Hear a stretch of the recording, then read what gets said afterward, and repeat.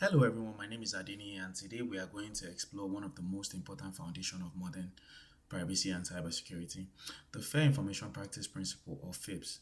This principle guides how organizations collect, use and protect personal information and they continue to influence privacy laws around the world.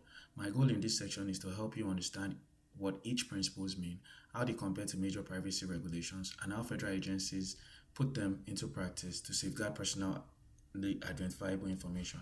Let's begin. Everything starts with transparency. Individuals deserve to know what information is being collected about them, why it's being collected, and how it will be used. When organizations communicate openly, they build trust and reduce confusion. Transparency naturally leads to individual participation. People should be able to access their data, correcting accuracies, and challenge improper uses. This gives individuals a meaningful voice in how information is handled. Of course, participation only works when the purpose for collecting data is clearly defined. Purpose specification requires organizations to state exactly why they are collecting personal information before they collect it. This prevents data from being quietly repurposed for unrelated activity. Once the purpose is defined, the next logical step is data minimization. This principle is simple but powerful. Collect only what you need. Keep it only as long as necessary and avoid storing unnecessary information. Less data means less risk. Closely tied to this is use limitation. Personal information should be used only for purpose originally stated, unless the individual consents or the law requires otherwise. This protects people from unauthorized or unexpected use of their data. Even when data is used properly, it must be accurate. Data quality and integrity ensures that personal information is accurate, complete, and relevant. Poor data quality can lead to poor decisions, and in a federal context, it can affect benefits, eligibility, or even security clearances. Accuracy alone isn't enough. The data must be protected. Security requires organizations to implement safeguards, technically, administrative, and physical, to prevent unauthorized access or misuse. These include encryption, access control, monitoring, and secure system configuration. And finally, none of these principles work without accountability and auditing. Organizations must demonstrate that they follow privacy principles through regular audits, documented policies, and clear line of responsibilities. Now that we have walked through the principles themselves, it helps to see how they compare to major privacy laws and regulations. Many global and federal privacy laws are built directly on the FIPS. The European Union's GDPR reflects FIPS through requirements like transparency, data minimization, purpose limitations, and strong individual rights. In the United States, EPA incorporates similar ideas through minimum necessary standards and strict access control, and the Privacy Act of 1974 embeds FIPS directly into federal agency operations, especially around transparency and individual participation. The key difference is that FIPS is conceptual, they provide the blueprint, while the laws like GDPR or EPA enforces those concepts with legal obligations and penalties. Let's make this concrete by looking at how a federal agency, specifically the Social Security Administration, applies each FIPS.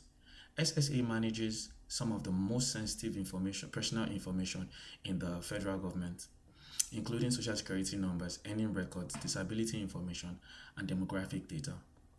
Transparency at SSA begins with clear, publicly available privacy notice and privacy impact assessment that explains why the agency collects social security numbers, how long records are retained, and how the information supports benefit programs.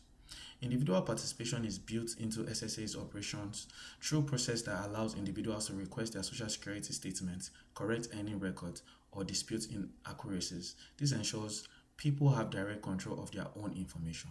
Purpose specification is critical because every data element from birth dates to disability details must be tied to a legally authorized purpose. Before a new system or form is approved, SSA documents why each piece of information is needed and how it supports benefits, eligibility, or identity verification. Minimal data minimization reduces risk by limiting the collection of unnecessary data, avoiding duplicates records, and enforcing strict retention schedule. If a data field isn't essential for determining benefits, it's removed from the form and internal system.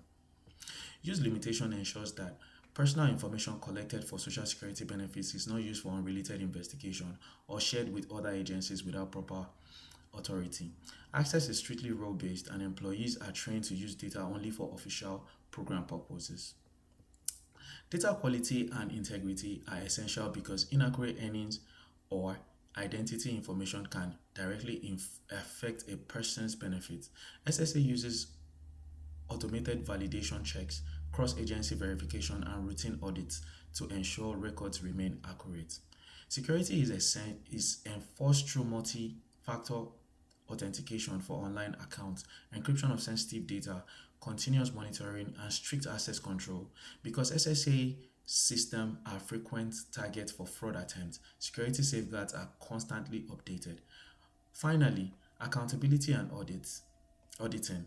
Ensuring that privacy is not just a policy, it's a practice. SSA conducts regular internal audits, logs all access to sensitive records, and require employees to complete annual privacy and security training. This measure creates a culture where protecting PII is everyone's responsibility. In closing, the fair information practice principles are not just a checklist, they are the ethical and operational foundation for protecting privacy.